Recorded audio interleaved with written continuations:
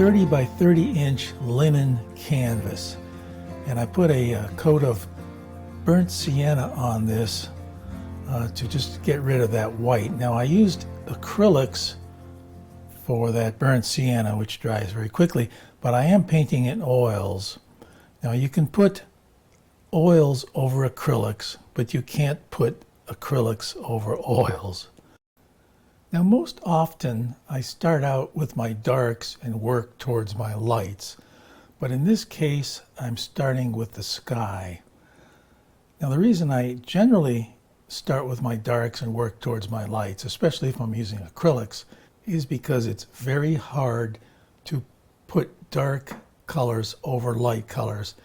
Those dark colors will mix with the light colors and it'll give you a chalky look. Now here I'm starting to put in my darks, and as you can see up towards the top right, I've left a space there for that dark palm tree. And that's, again, so those lighter areas of the painting won't interfere with those darks that I put in. At this stage of the painting, I'm not worried at all, not at all, about details. So these are all just large basic shapes to establish the composition, the color relationship, and the values of the painting. Once I have that done, then I can start to add refinements and details.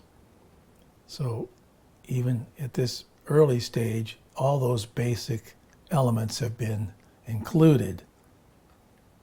I seldom use a liquid mask, but in this case I did with the bird, because the bird is white and I didn't want any of that background color to mix with the bird. So as you can see just a second ago, I started to place the bird in and I peeled off that liquid mask. The first part of the painting like this goes very quickly, and the painting slows down immensely as the painting progresses. So those big shapes are really the most important part of the painting and can't be neglected, but they do go quite quickly. So here I'm starting to add the detail. And one thing I'm always conscious of is those dark areas. I want to keep those dark shapes.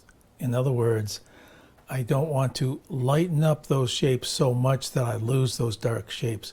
I can put lighter shapes within those dark shapes, but I can't, or I don't want to make them so light as to sort of eliminate that large dark shape to begin with, because that big dark shape there of the palm tree is really the basis of that composition.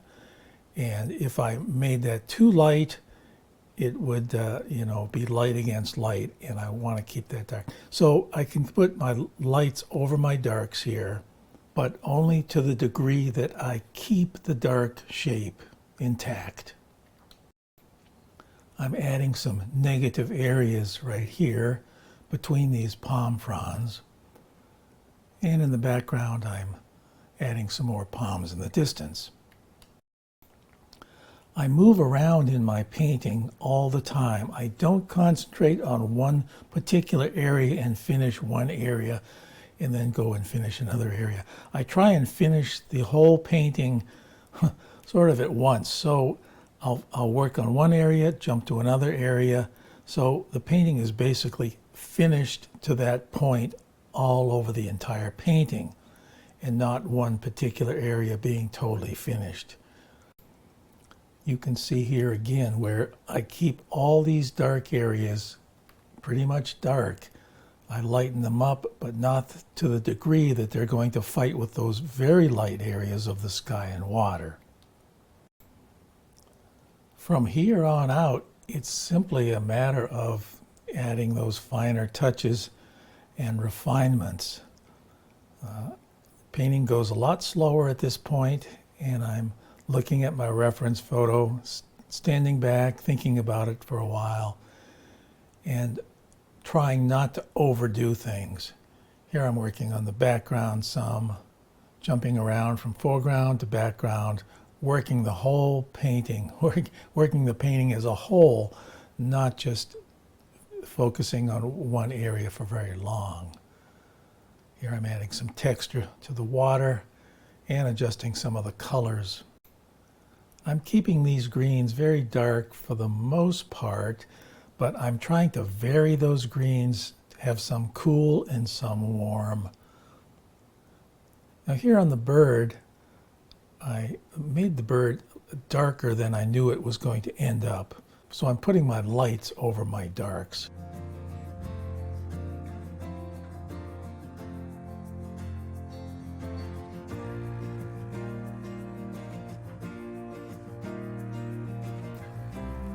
I saved the very lightest parts of the painting for last.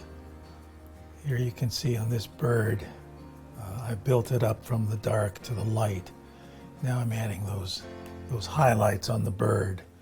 And of course they are quite warm in color. Even though it looks pure white, there is some warmth in them. Just because of the atmosphere and the clouds in the background. I don't want those lighter areas to be cool. They need to be warm, and the underside needs to be cool.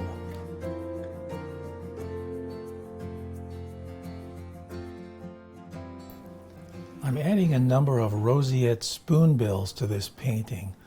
These are beautiful birds with pink feathers.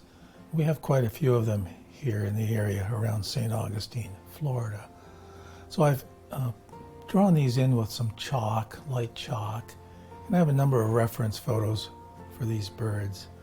So I'm adding them in, starting with the darks again and adding the lights. A number of these spoonbills are in sort of a shadowed area, so I'm making them a bit dark. They do have some very light spots on them, but since they are in the darker area of this painting, the intensity of the color of these birds is not maybe what it would be if they were in the bright sunlight. I want these birds to be fairly well defined, but then again, I don't want them totally crisp on this painting. So some of the edges on these birds are rather soft, just so they blend in with the environment in the background. So this is a matter of deciding where to put in some hard edges and where to sort of lose those edges and keep it soft. When we see one of these birds fly over our house, we always know there will be a second one in tow. They generally fly in pairs or in groups. Sometimes you'll see them by themselves, but often they will have a partner with them. Now they do have this brighter pink spot on the out part of their wing, so I've added that. A few reflections in the water are added, but since this water is not totally smooth and calm, I made those reflections very indistinct, so they represent some ripples in the water. The reason these spoonbills show up as much as they do is because I've placed most of them behind a dark area.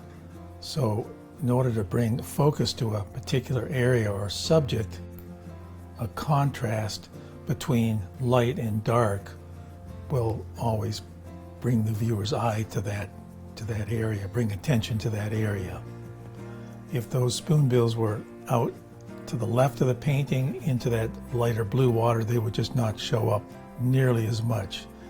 So the contrast between the darks of the green foliage and the pink of the bird, which is much lighter, that brings that nice contrast, which makes the bird show up. All right, here I'm adding just some final touches of detail to the painting, and here you can see very clearly that burnt sienna that I first applied to the painting underneath really helps to give this painting an overall warmth. And I'll just finish this painting by adding a few touches of rim lighting on these clouds. Well, hope you enjoyed this. Take care. Bye-bye.